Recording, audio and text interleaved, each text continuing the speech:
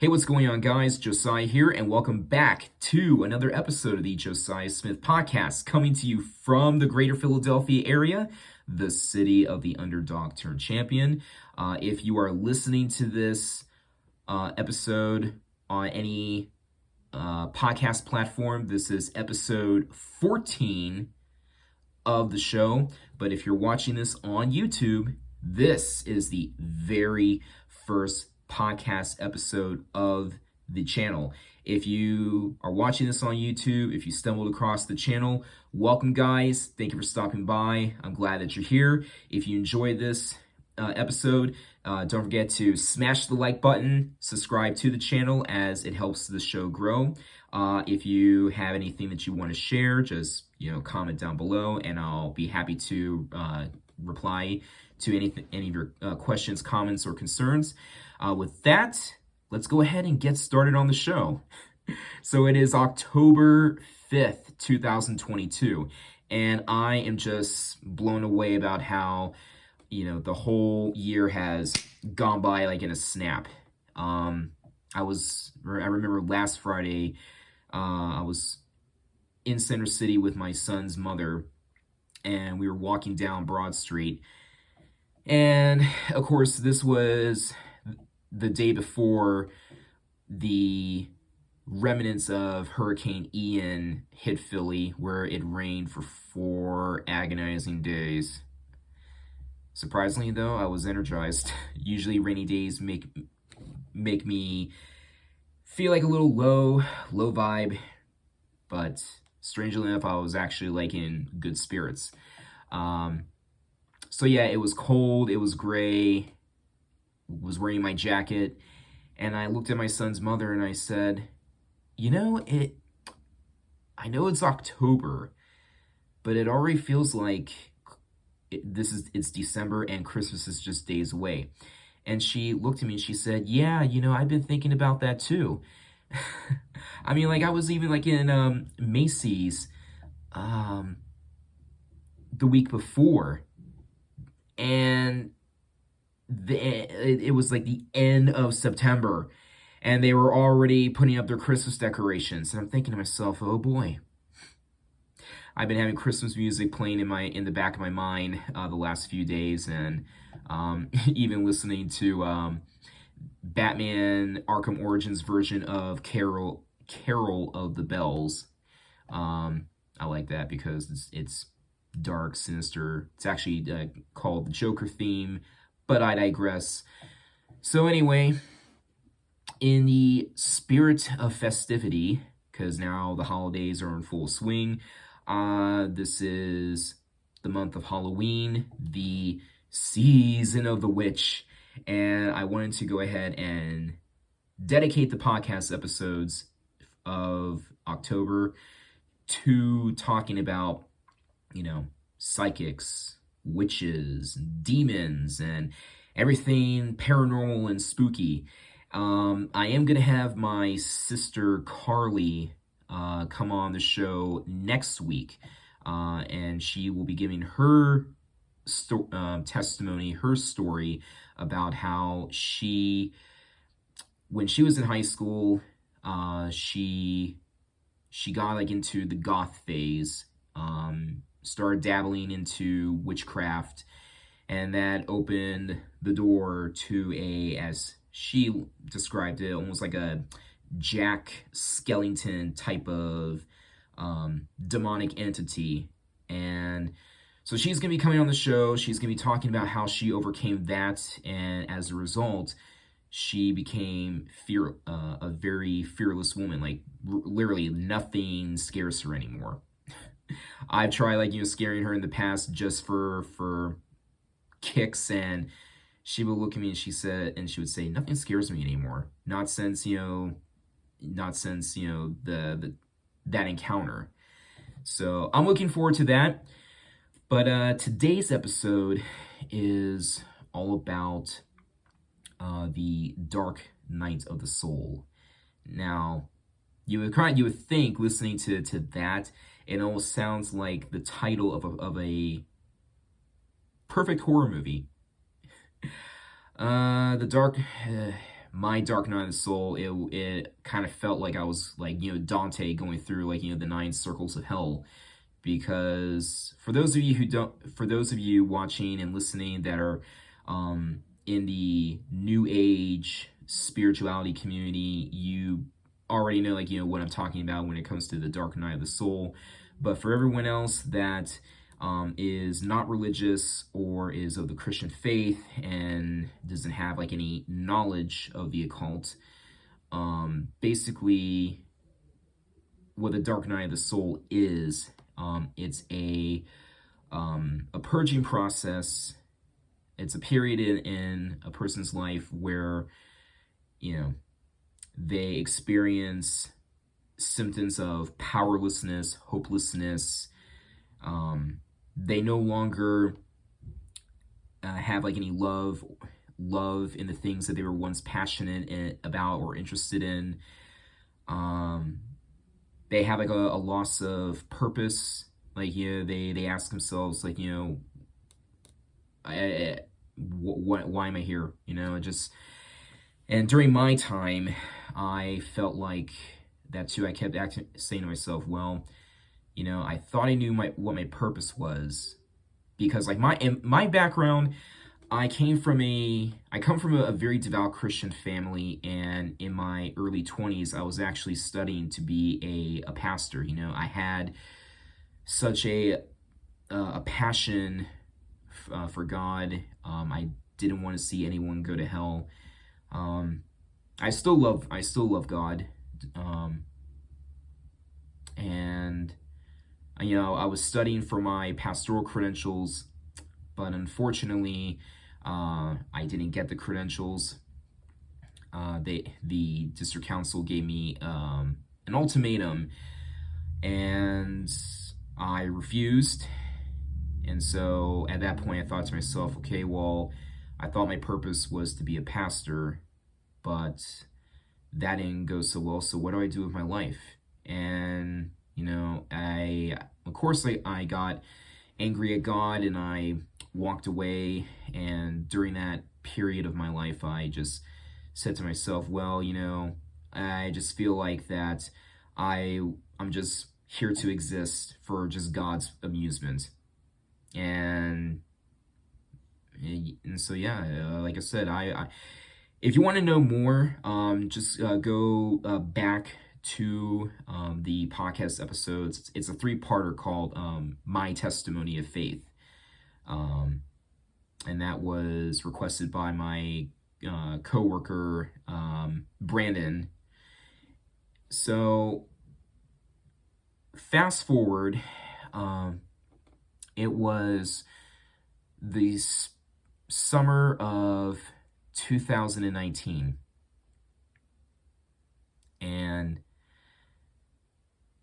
I had just gotten through a breakup with my ex-girlfriend, and of course that connection officially came to an end last July.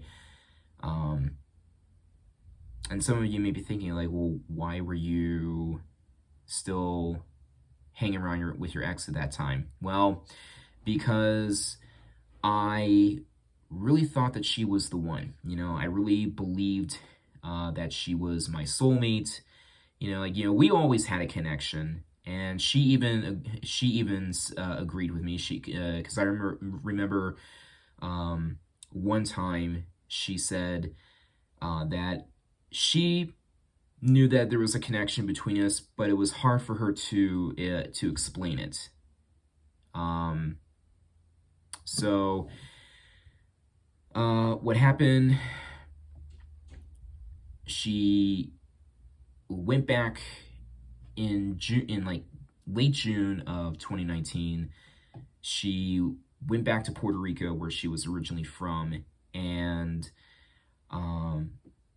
when I had asked her what was, where do we stand, she said, she just wants to drink, party, have fun, be a different version of her because she earns it.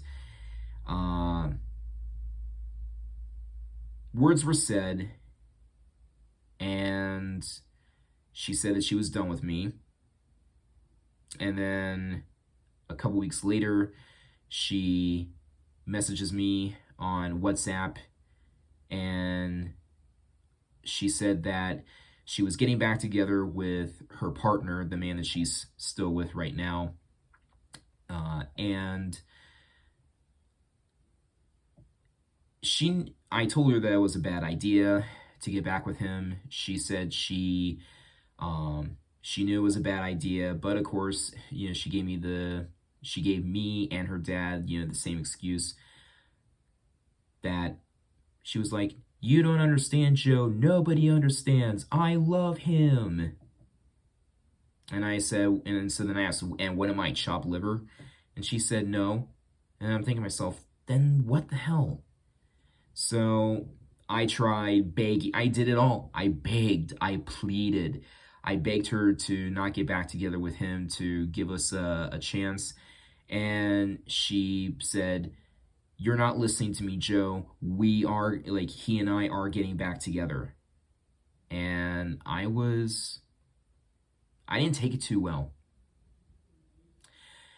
So we didn't speak to each other for like a few weeks. And then in early August, she came back to the States from Puerto Rico, and she still kept me around. But for like a while, she was very cold towards me, almost like treating me as if I didn't exist. And of course, during that time, at my last job,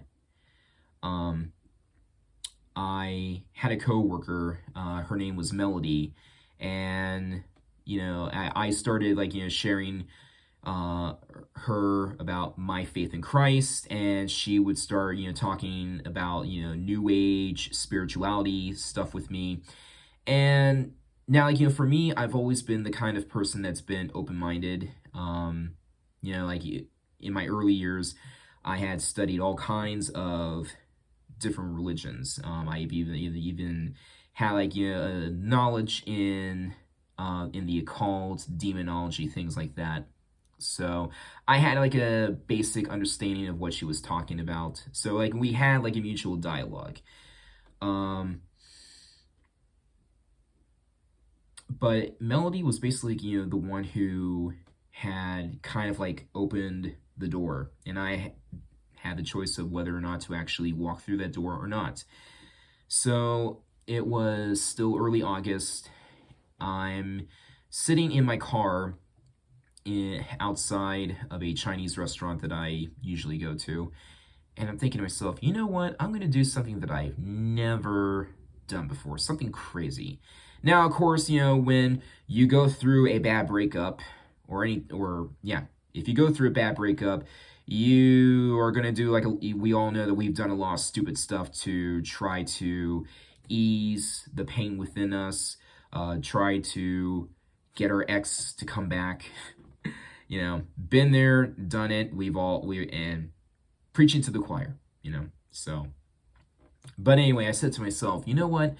I'm going to do something that I've never done before.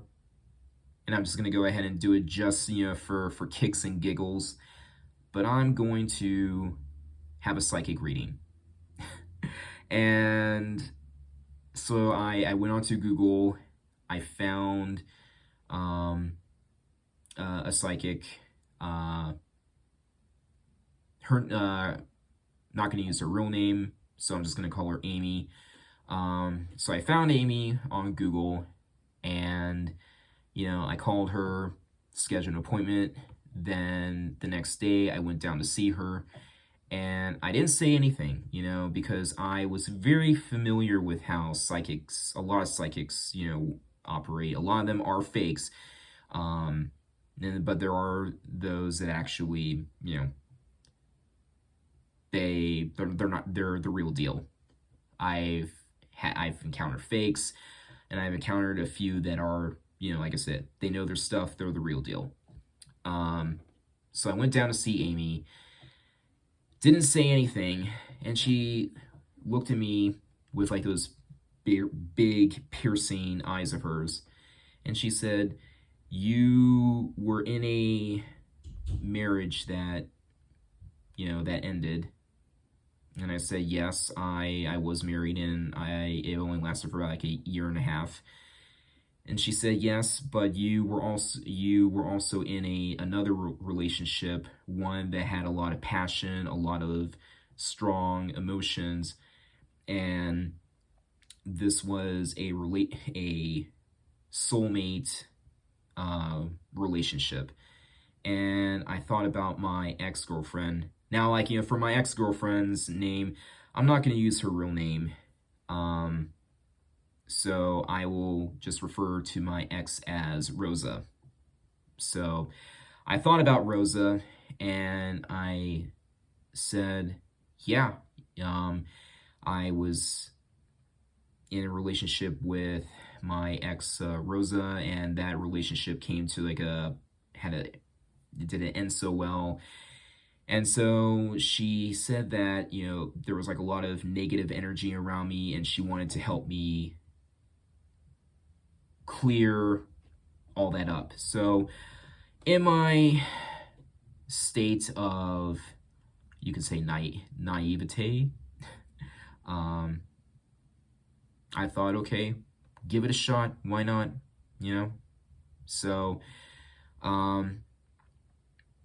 I paid her for her services, and a couple days later I went back to see her, and she said, "So, I did some meditation on you, and I will say, and I'm going to say this before we start this work, you are going to be questioning your beliefs," because she knew that she knew my Christian faith. She said that I was going to be questioning a lot of the old things that I believed in, and that I was also going to be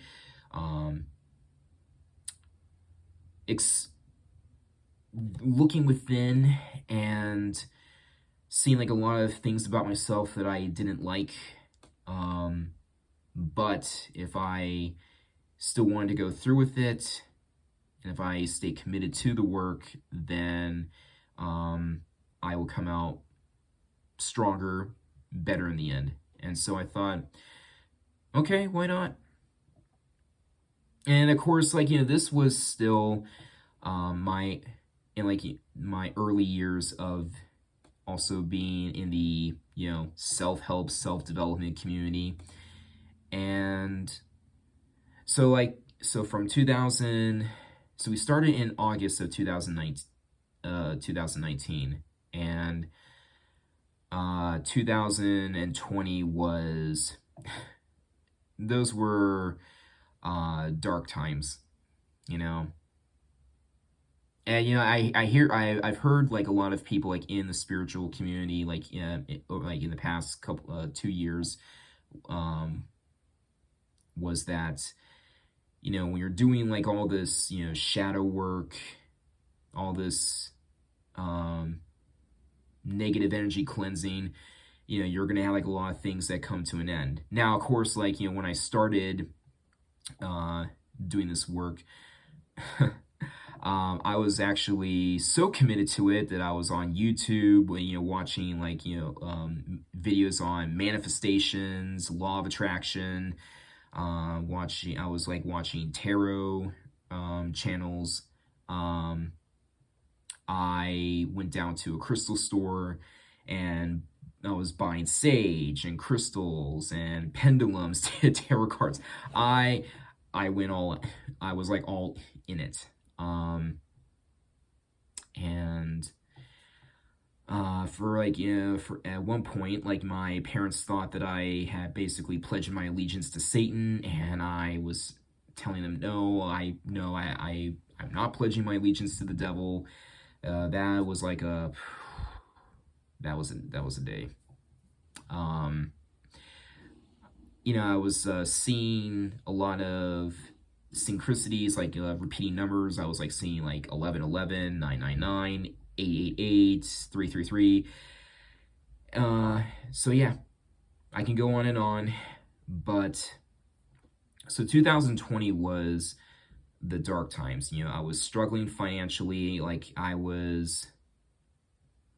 My bank account was always in the negative. And during that time, I had, thought to myself, well, because I was still in connection with Rosa, and her partner is a registered male nurse, and I thought to myself, okay, well, what can I do? What kind of a career can I have to match his without me going back to college? Because one of the things that Rosa told me the night before she went back to Puerto Rico, she was saying that there was no future between us. She said that she would have to get she said, and I quote, I would have to get a part-time job and you work at Walmart. At the time, I was a supervisor at Walmart. And I thought to myself, ouch, that really hurts, because I thought, if you love me, my income shouldn't be a factor. And then, of course, during that time, I was also on YouTube, heavily engrossed in red pill manosphere content. Basically, all these men's, red pill coaches and dating coaches say that, the reason why you suck with women is because you're fat, you're broke, you're lazy, and you gotta, lift heavy weights. You gotta, really make mad money because women are hypergamous and that's all they care about is money, money, money, so on and so forth. And so I thought, okay, Rosa's partner is a nurse. I've been working out for the last couple of years. I love fitness. So you know what? I'm going to be a fitness trainer. So I went on to ISSA, got my certification in August of 2020. And I actually did not renew my credentials this August when they expired, because that was part of the process of my dark night of the soul, was that I was comparing a lot of myself to Rosa's partner, and I thought, okay, well, I guess the real reason why I did this was because I was trying to prove myself to her. Because I'm a lot of online fitness coaches, they can make 6 and sometimes 7 figures, depending on how good they are and how they market their brand. But from what I've seen on social media, everyone's wanting to be a fitness trainer. Everybody's wanting to be a health coach. and so, I'm just thinking to myself, I was doing all this for the wrong reasons. So I'm letting that go. And, that was a little hard for me, because my ego was saying, no, I can do this. I can be a fitness coach. No, I have to prove myself to Rosa. It's like, stop it. Just let it go. Just let it go. So yeah, 2020 was definitely the dark times. I was basically broke. Then I got fired at my job at Walmart. Basically, me constantly thinking about Rosa was causing business on my end to suffer, and I said things that were taken out of context, and I had lost my job. But then I quickly found a better job at Amazon. And it was funny too, because one psychic reading that I did have, I asked, and this is when I was struggling with my finances, where I was in the negative and going in the overdraft. I asked this one psychic who was an expert in wealth and business. I asked him, so what's my financial state going to be like? and he said, well, your finances, you're still going to struggle a little bit for the first half of this year, but then the second half during the summer is when your finances are going to get better. And then I had a friend who did like a reading, and I asked her about my current job at Walmart at the time, and she said, well, you're not going to be there for too much longer. I see you not being there until June. Well, she was close. I actually got fired from Walmart at the end of July. But my finances actually did get better because I cashed in my 401k. I had about I think $8,000 saved up in my 401k. So, once when I cashed out my 401k, and then I immediately got hired at Amazon. I was making more money there than I was at Walmart. I was like, well, wow, that one cycle was right. My finances were actually getting better. So money was good. But I was still still talking with Rosa. I was still trying to prove my worth to her. And, it wasn't until 2021 was when I was really starting to go within myself and really start facing my inner demons and looking back on a lot on my past. I've always thought of myself as a kind person, but looking back, there were a lot of times where I was actually cruel, mean-spirited, and hateful to people, especially people that, didn't deserve it. And just even thinking about that, like when I realized that, I was actually depressed for a solid week, and then I was really questioning my faith in God, and during that time I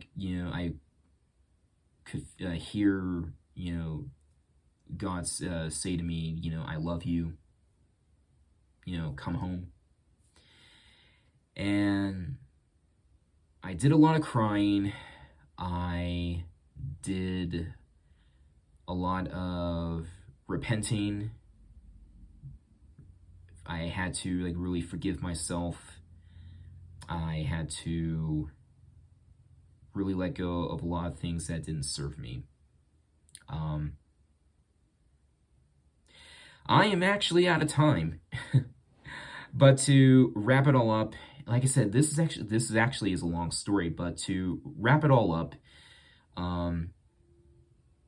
the dark night of the soul, it's like it is like, going through hell, because you're having to look within yourself, and you're having to really battle your own ego. Like, really what the dark night of the soul is, it's basically death of the ego, which David Deida said in his book, The Way of the Superior Man, is that's actually a man's true sense of freedom, death to the self, and only few men are able to do that. But one of the things that came out of my dark night of the soul was that I actually felt a lot more happy. I felt okay being alone. I had a new sense of purpose, and I had, really a better sense of freedom, and I've learned to really love and appreciate myself. So I'm gonna end it here, guys. I'm gonna go ahead and stop recording on the podcast. Stay strong, fight hard. I'll see you next time. And for the rest of you on YouTube, if you enjoyed this episode, go ahead, share, comment, subscribe. If you would like to hear more about my testimony, just go ahead, let me know. If you have like anything that you want to share about your own dark night of the soul moments, leave it down like in the comments section below, and because I actually want to hear your story. I want to hear your story about how you overcame your own dark night of the soul, like what you've learned from it, and what was like the outcome. So until then, guys, on YouTube, you can wow. So yeah, like, share, and subscribe. If you love this channel and you want to check out the podcast, you can find the Josiah Smith podcast on Spotify, Amazon Music, and Audible, and the main platform, Anchor.fm.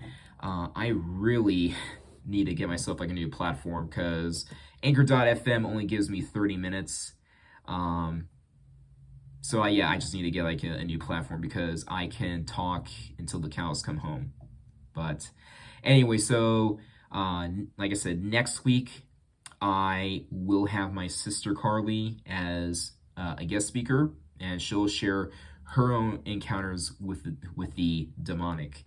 But until then, guys, stay, as I always say on the podcast, stay strong, fight hard, know that you're worthy, and if you feel like giving up, just remember, it's what I used to say when I was 17 years old. It was my mantra, and you could say that